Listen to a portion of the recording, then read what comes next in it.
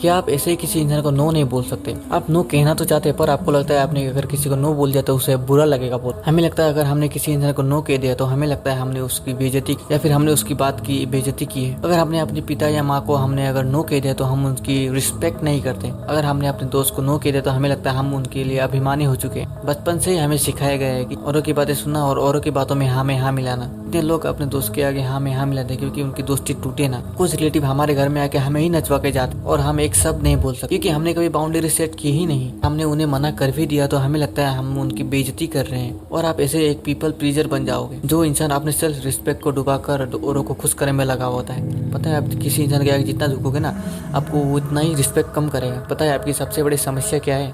मान लीजिए आपने अगर किसी इंसान को कुछ काम करने के लिए मना कर दिया और फिर आप ही कहने लगोगे कि सॉरी सॉरी यार, मेरा ये मतलब नहीं था, प्लीज बुरा मत मानना। तुझे बुरा तो नहीं लगा ना?